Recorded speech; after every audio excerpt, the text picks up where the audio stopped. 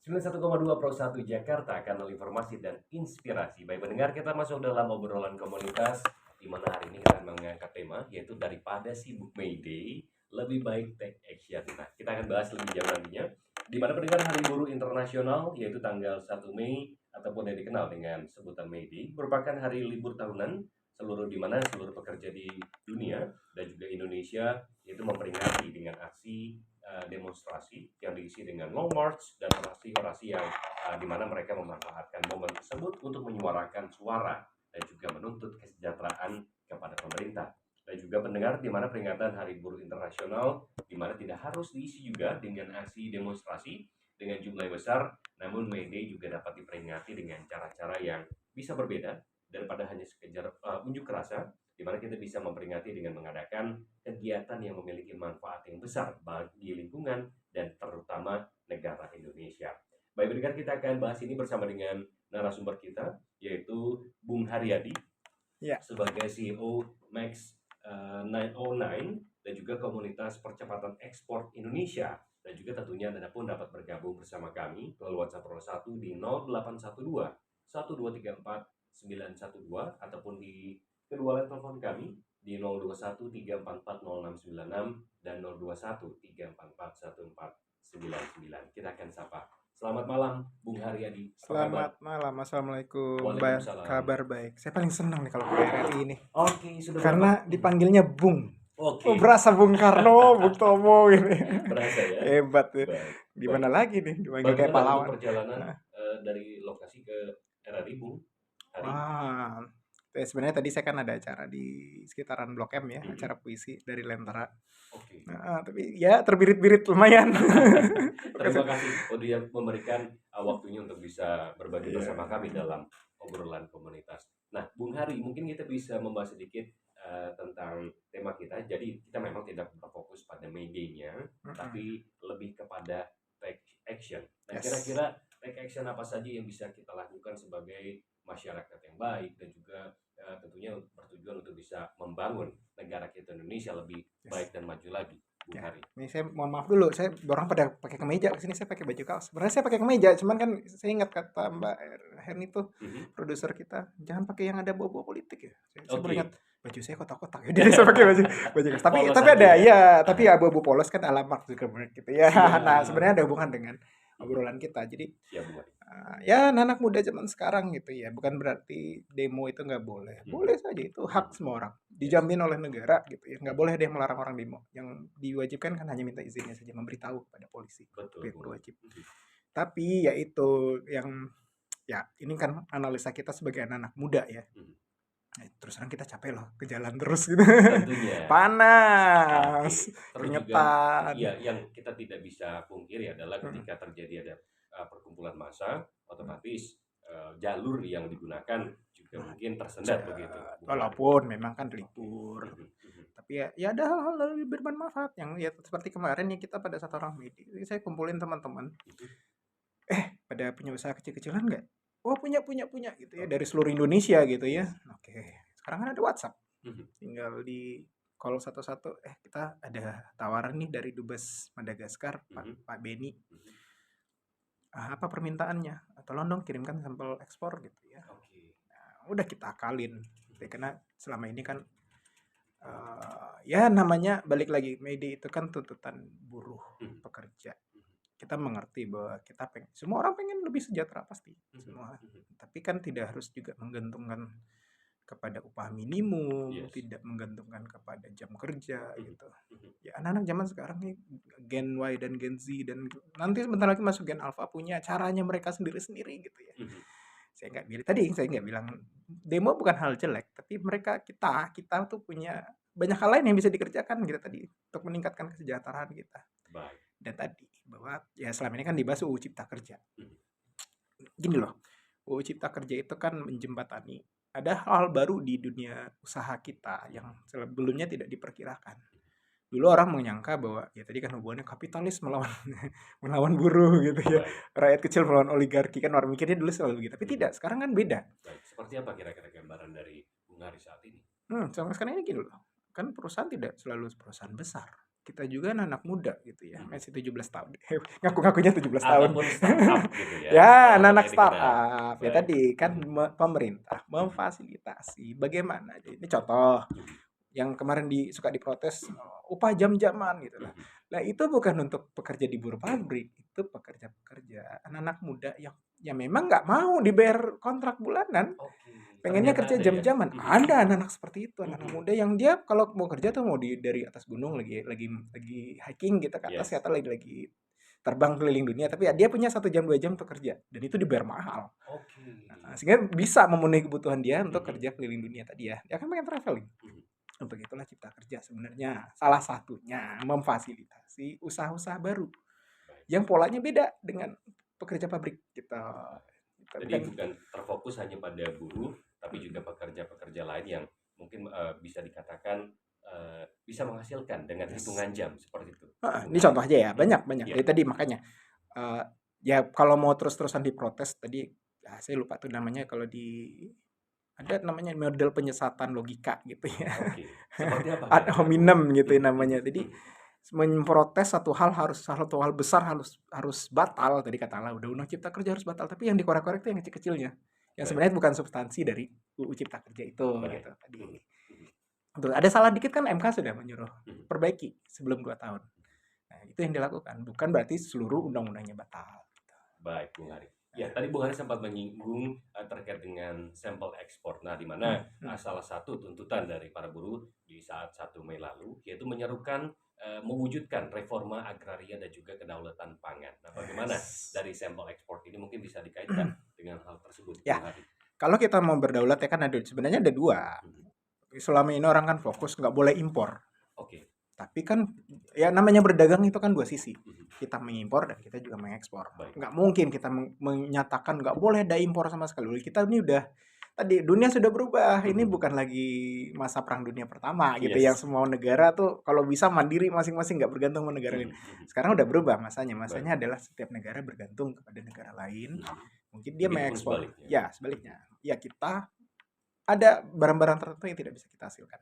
Baik, Ada juga yang barang-barang tertentu hanya kita yang bisa menghasilkan. baik. Nah, contohnya ya, Mhm. tadi kayak ini contoh saya dulu pernah nanganin koperasi, ada beras wangi itu memang spesialisasinya orang kita. Beras wangi. Beras-beras wangi itu Mhm, banyak di Indonesia. Nah, mhm, itu kita bisa produksi dengan harga yang jauh lebih murah dibanding kalau orang Jepang misalnya mhm, produksi sendiri, mhm, beras aromatik namanya. mhm. Tapi ada beras-beras tertentu di Jepang itu yang tidak bisa ditumbuhkan di daerah tropis. Baik. Nah, itu kita harus impor. Nah, kita Oke. ada impor beras yang seperti itu. Jadi, Mhm, mhm. ya itu saya kadang-kadang tuh suka kata-kata sendiri, orang marah-marah ada impor beras. Lihat dulu yang mau diimpor tuh Jenisnya apa? jenisnya apa. Yes. Itu. Oke. Tadi kan Mhm, ada Gen Z yang kalau mau makan juga milih-milih dulu. Kalau mhm. berasnya mau pakai beras lokal ya nggak bisa dibikin sushi misalnya ya. Nah, itu dia. Ya bukan berarti Betul. kita melecehkan, bukan. Yes. Ada beras-beras tertentu yang kalau dibikin sushi atau onigiri ini Mhm, contohnya itu mhm, nggak mhm. masuk. Kita terpaksalah kita impor. Baik, Kalau makan biryani berasnya harus beras dari India atau Arab gitu. baik. Mhm, Yang mhm. enak gitu. Tapi Baik. sebaliknya, beras-beras konsumsi tertentu, beras aromatik ya kita harus pikir caranya gimana. Cara itu bisa diekspor karena kalau dipakai hanya untuk kebutuhan lokal, Mhm. kita memproduksi terlalu banyak. Oke. Ada sisa, yaudah itu yang kita impor. Sehingga imbalnya balik impas gitu. Kita impor yang tadi ya beras-beras untuk sushi, kita juga ekspor beras-beras premium Mhm. aromatik gitu. Baik. Cari caranya. Mhm. Bukan berarti dilarang-larang. Ini dunia udah berubah loh. Iya, Di dunia informasi di mana semakin dilarang orang makin penasaran pengen nyoba gitu. baik. Gitu. Cenderung seperti itu ya? Iya, coba aja larang apapun sekarang ini. Apalagi tadi anak muda, makin dilarang makin jadi gitu. Baik, berarti memang kita, perlu melihat kompetensi-kompetensi yang ada di Indonesia, bukan hanya Betul. mencari, kelemahan ataupun mencari kelemahan dari setiap hal yang ada, Betul. begitu, Bung Hari.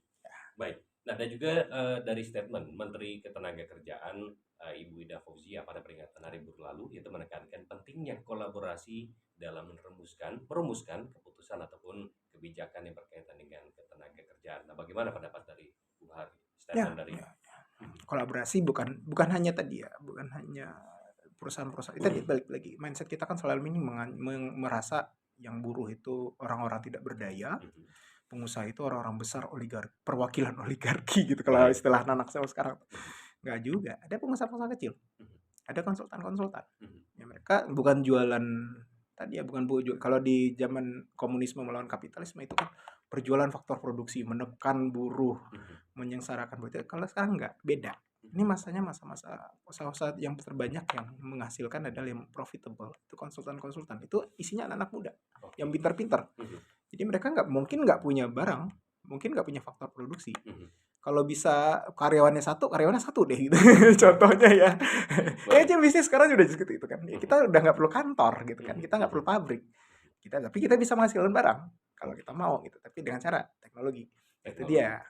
Kolaborasi itu ya tadi Mhm. seperti kita bilang bahwa kalau memang kamu tidak puas dengan tempat kerjamu sekarang, ini saya selalu bilang sama Oke, siap. pecat dirimu sendiri. Mmm. Resign. Ya emang zaman dulu sama sekali gitu. Saya Yes. juga melakukan hal yang sama. Saya nggak puas sama tempat kerja saya resign. Oke, mungkin bisa juga cerita kepada pendengar Pro 1 sepak terjang malam Buana kemana saja nih kira-kira Bung Ari? Ya ini Aha, mulainya kan dari 12 tahun lalu. Jadi saya baik. dulu kerja di advertising agency, tapi nggak enak lah ya kita jelek-jelekin kantor yang lama gitu. Baik. Tapi semua orang mengakui bahwa Mhm. memang Mhm. advertising agency RRI kan mengalami juga masa-masa seperti itu. Mhm. Masa jayanya iklan gitu ya, Yes, dibayar tentu. orang satu kali dapat iklan pesanan langsung bisa beli motor gitu kan. Itu tahun-tahun 70, 80, 90 Iya. masih oke lah. Mhm. Tapi kemudian pada tahun-tahun 2000 itu kan sudah diramalkan bahwa industri periklanan itu akan Menurun. turun. Baik. Ya, karena semua orang udah bisa produksi sendiri ya. Cuma sekarang akui saja lah ya, dari Iya. kantor sebesar ini Mhm. kita bisa bikin 24 jam bikin iklan sendiri. Jadi udah nggak Dengan perlu hanya sekedar laptop kita bisa memproduksi. yes, nggak perlu lagi ya kamera mau bikin PVC gitu. Anak-anak mahasiswa juga sekarang udah bisa. Ya, itu kenapa tadi industrinya kemudian habis Oke. kolaps. Tapi kemudian ya itu saya bilang sebelum ini sempat kolaps saya resign duluan karena saya nggak puas saya bilang. Karena kan tadi di kondisi dimanapun industri yang sedang kolaps itu pasti jam kerjanya akan gila-gilaan, segala harga dibanting gitu ya. Dan itu kemudian saya bilang 10 tahun lalu saya bilang ini akan kolaps. Orang marah-marah waktu itu, kenapa agensi masih kenyataan benar sekarang kan kolaps, Oke. rata-rata industri iklan tutup. Mhm. Itu kemudian saya lompat ya, sudah masanya kita masa konsultan, kita nggak lagi menjual tadi ya, menjual spot iklan, kita tidak lagi menjual Produk produksi iklan, betul. produk, Baik. tapi yang kita jual adalah strategi, Oke. kita jual ide. Oke, kamu mau eksekusi idenya ya silahkan, tapi idenya bayar. Hak intelektualnya bayar dong, saya kan Hak konsultan gitu. intelektual, betul. Dan itu saya lakukan di ya rata-rata orang jadi konsultan kan setelah tamat S2 umur 30 40. Waktu itu kita melakukan itu di bawah umur 30. 26 ya kalau nggak salah. Saya resign 26 sudah berpikiran untuk produktif sendiri sebagai resign konsultan. sebagai konsultan. 26 ya, 26 lah kayaknya. Mhm. Jadi itu ya alhamdulillah yang pertama kita pegang kementerian langsung PU. Oke. Ya, tadi karena saya di kuliah kan belajar soal tata ruang segala macam ya. Begitu ada ada tawaran proyek boleh deh. Kita punya kemampuan ya sebagai anak seni rupa ya. Ada kok kita belajar soal tata ruang. Jadi kita bantu secara komunikasi. Memang kita bukan ahli planologi betul, tapi kan kita bisa membantu komunikasi yang hal dari yang buku undang-undang itu tebal itu 1000 halaman. Saya bilang jadiin komik aja Pak, 100 lembar jadi gitu ya. Itu memahami keinginan klien. Baik. Ya, Bung Hari, di mana kita tadi sempat Bung Hari membahas strategi ataupun ide. Nah, mungkin bisa berbagi ide apa saja bagi generasi muda ini untuk bisa dilakukan begitu Bung Hari. Tentu kita mengundang pendengar untuk bisa bergabung bersama kita melalui WhatsApp Pro 1 di 0812 1234 912 ataupun di line telepon kami di 021 344 0696 dan 021 344 1499 dengan tema daripada sibuk media lebih baik take action. Menu makan siang hari ini enaknya apa ya? Pengennya sih kayak Yuni Sarah. Jajan-jajan itu makanan-makanan yang tradisional terus punya nggak terus pada ini sebenarnya. Kecuali yang dicampur terus jalur padang yang ada. Kalau anak band seperti papanya Glenn Kaci Sarah, apa dong menu favoritnya? Kalau aku ada uniknya, aku sukanya sop kaki kambing. Kira-kira Tito Cilapo biasanya menu maksinya apa sih? Makan siapa ya? Pengennya sih yang kuah-kuah. Jadi gitu menu favorit mereka. Gimana biar bisa tahu menu favorit para selebriti itu? Simak terus Masih Makan Siang bersama teman sejati. Senin sampai dengan Kamis pukul 12 waktu Indonesia Barat di 91,2 FM Pro 1 RRI Jakarta.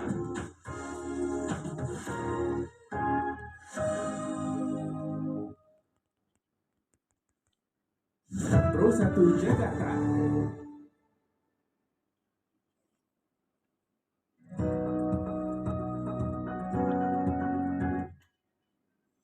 91,21 Jakarta, kanal informasi dan inspirasi. Pendengar, kita masih dalam obrolan komunitas dengan tema yang kita angkat malam hari ini adalah daripada sibuk Mayday, lebih baik take action. Dimana kita juga masih berbincang tentunya bersama dengan narasumber kita yang hadir langsung ke studio. Luar biasa tentunya bersama dengan Bung Haryadi yang juga sebagai CEO Max 909 dan juga komunitas percepatan ekspor Indonesia. Malam Bung Hari. Ya. Siap, kita akan Malam. sambung lagi kebersamaan kita dalam obrolan komunitas. Nah, tadi kita sempat menyinggung yaitu strategi ataupun ide. Nah, kira-kira strategi ataupun ide apa yang dihasilkan bersama dengan komunitas yang Bung Hari tekuni, yaitu tadi percepatan ekspor Indonesia.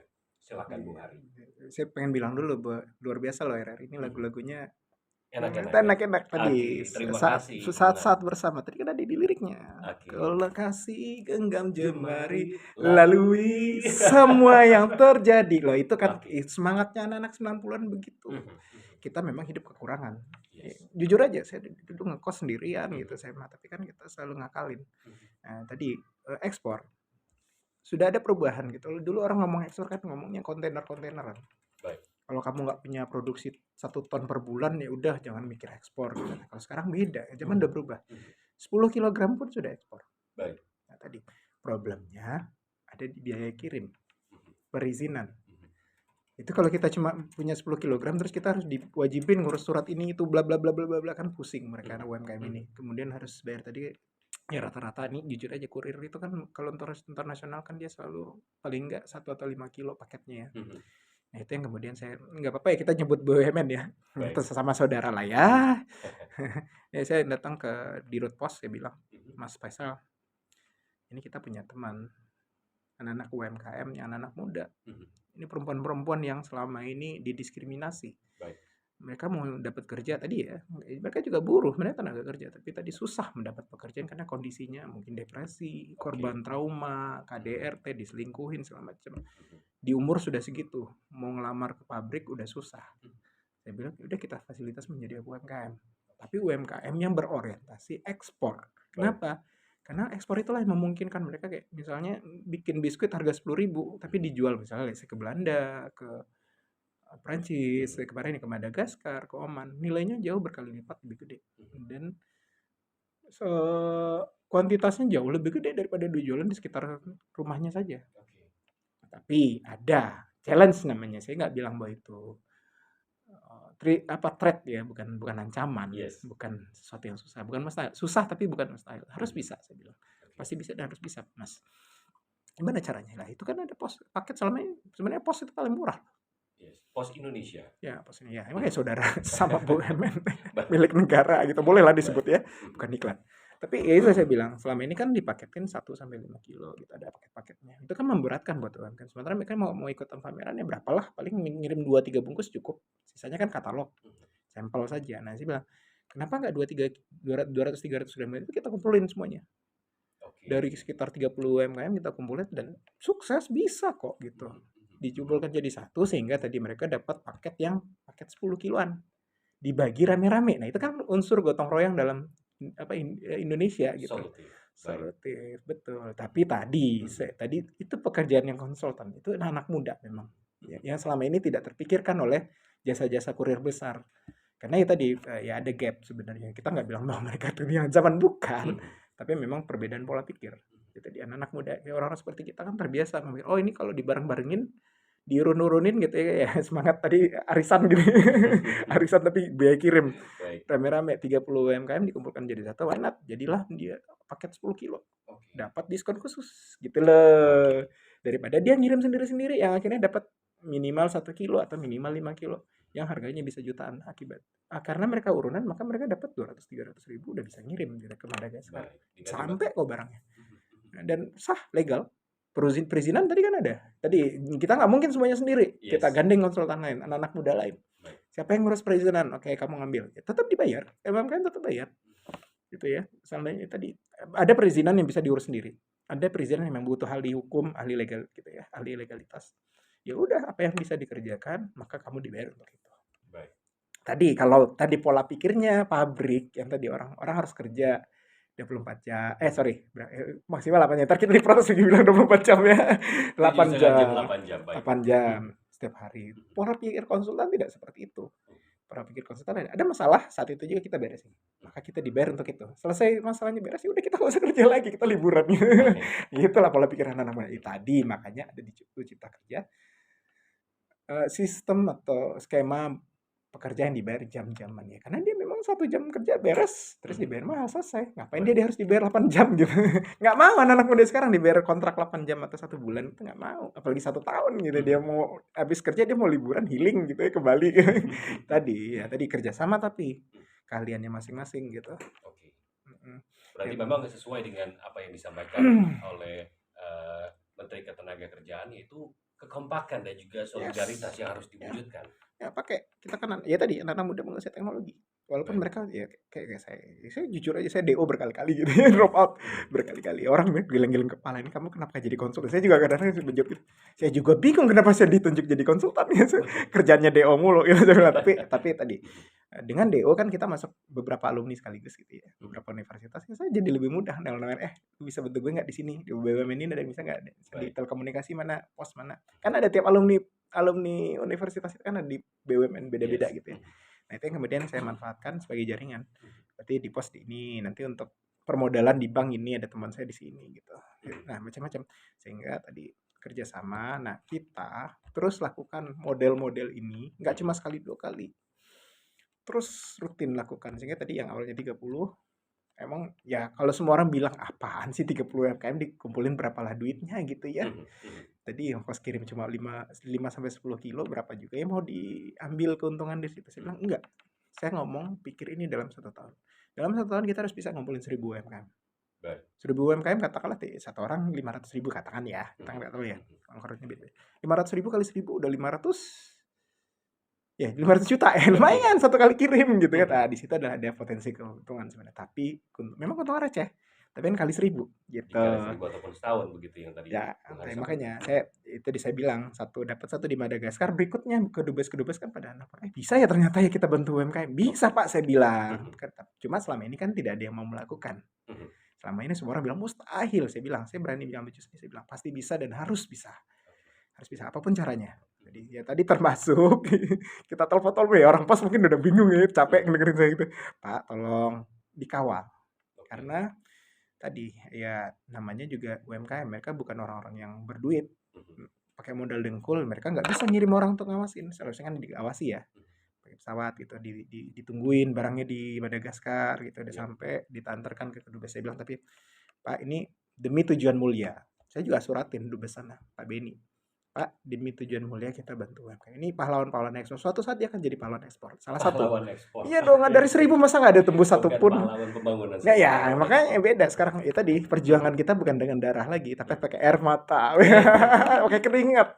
Bukan lagi darah, orang kita nggak perlu mati sekarang, tapi kita perlu ya kerja 24 jam mati-matian kita supaya tadi produk-produk kita diakui. Seperti kata Pak Beni, Pak Joni Sinaga, yang pendiri dari peningkatan ekspor, grup peningkatan ekspor ini tadi dibilang, ya di Indonesia kita sedih bahwa di ASEAN saja kita peringkat nyaris peringkat paling bawah gitu. Padahal kita punya untuk negara ekspor ya, iya, negara pengekspor. Katanya kita memang rekor gitu ya, mencapai ekspor tertinggi setelah dalam 5 tahun ini. Tapi tetap masih ketinggalan dari yang lain ya, di mana ya tadi beliau sebagai ex-dubes gitu ya, ex-dubes di Argentina menyatakan bahwa sama Vietnam saja yang kita harusnya lebih maju, kita kalah, barang kita nggak ada. Mereka ada kerajinan Vietnam yang punya pegang.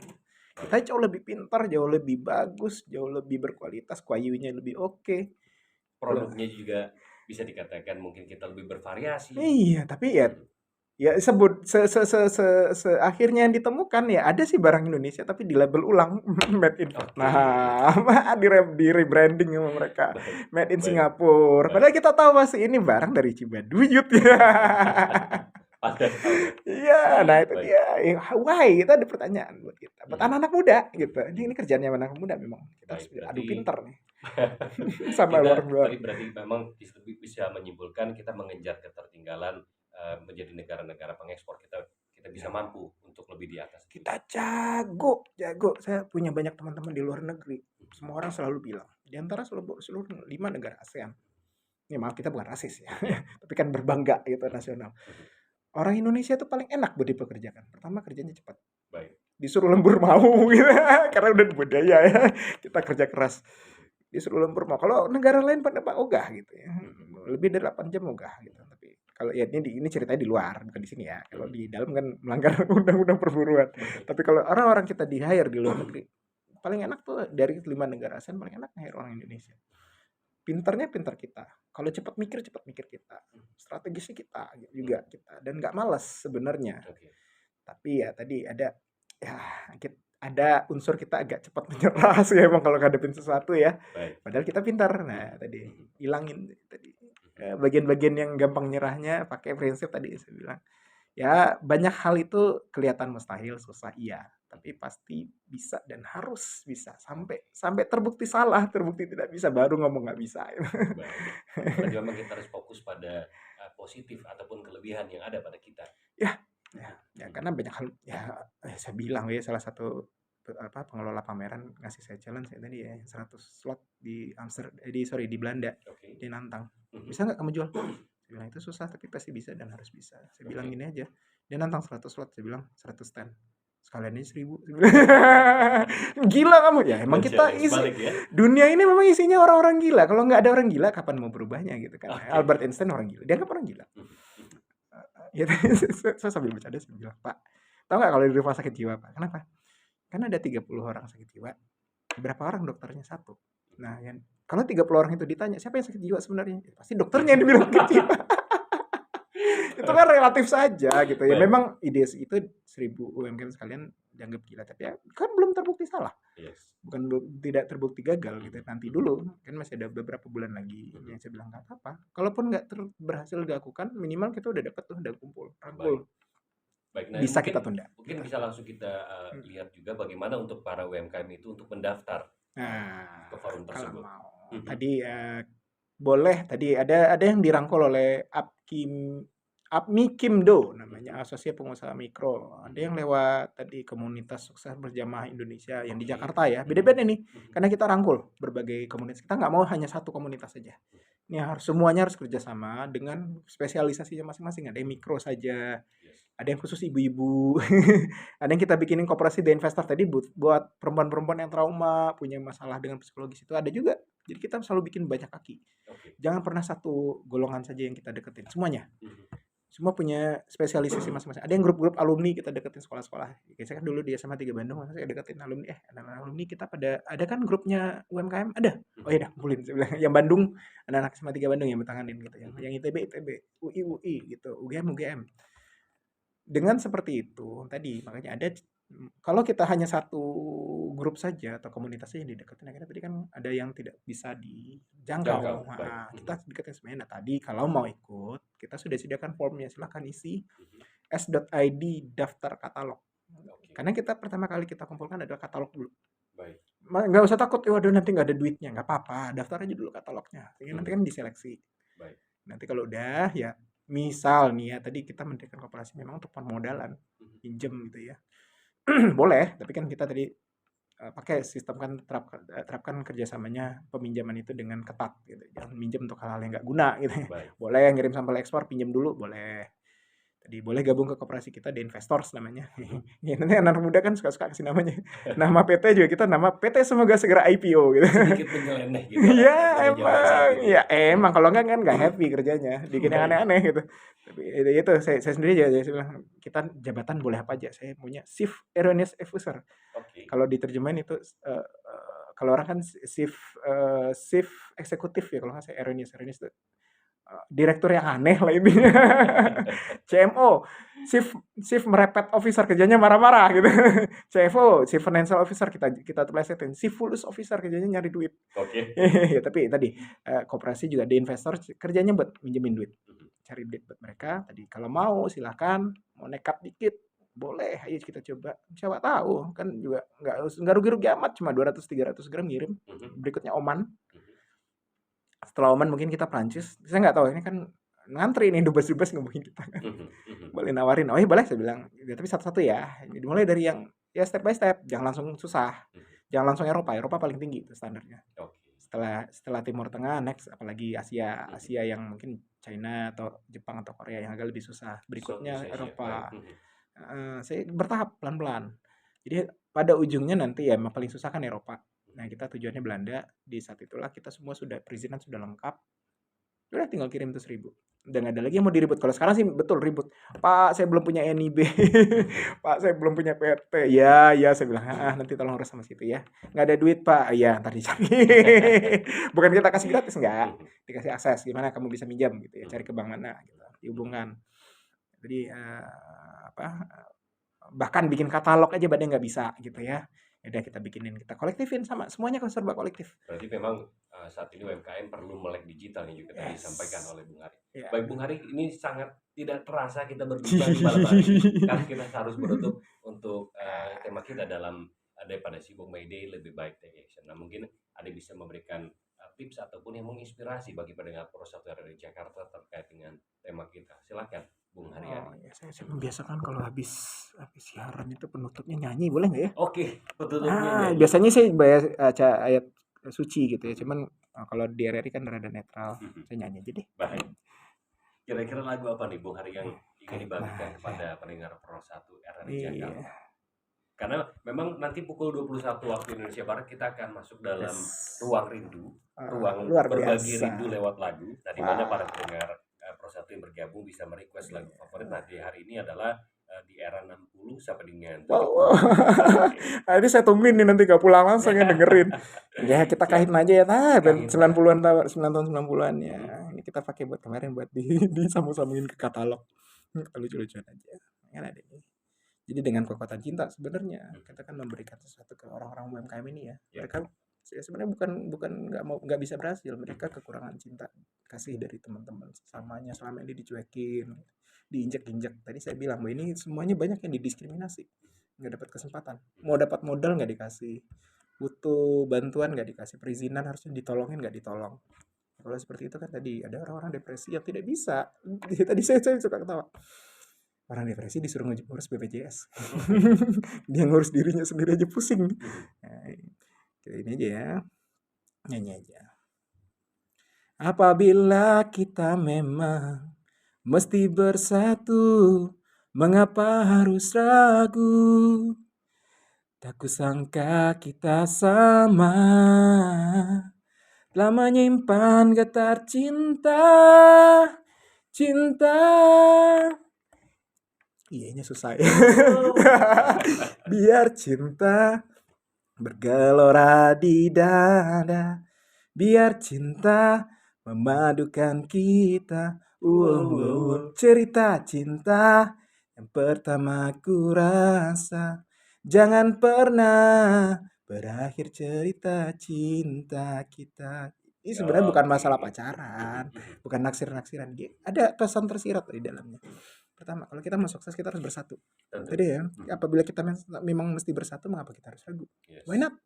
Ada banyak sekali UMKM kecil yang kalau dia disatukan bisa berdaya, bisa punya nilai tawar gitu, nilai negosiasi dengan kurir, bisa minta diskon kalau dia banyak. Tapi kalau satu-satu memang susah ya. 1.000 dulu saya bilang. Kalau belum 1.000, kalau udah 1.000 kita bisa dengan mudah. Pak, ini kalau brand mereka ekspor semua bisa 10 ton. Tuh, dapatlah kita diskon khusus. Tadi jangan pernah berakhir cerita kita. Jadi kalau sudah satu di Madagaskar sudah berakhir, akan datang kesempatan lain yang akan terus bergulir. Saya bilang.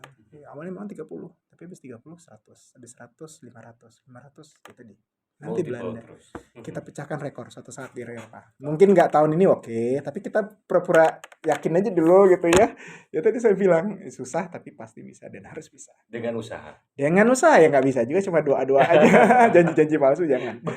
Harus capek, harus keringet dulu. Baik. Terima kasih Bung Ari untuk sama-sama kita di malam hari ini, dan juga tentunya terima kasih sudah bisa hadir ke ruang maksud saya di obrolan komunitas ya di Siena May 2023, dan semoga kita bisa berbincang kembali dengan topik yang berbeda. Selamat malam dan sukses selalu untuk bersama dengan komunitas percepatan ekspor Indonesia, Bung Haryadi. Besok-besok saya pakai peci ya. Panggil Bung. Baik, terima kasih Bung. Selamat malam. Sama-sama. Selamat malam. Assalamualaikum. Waalaikumsalam. Itu pendengar untuk kebersamaan kita dalam obrolan komunitas edisi 6 Mei 2023 dengan tema daripada sibuk May Day lebih baik kita take action bersama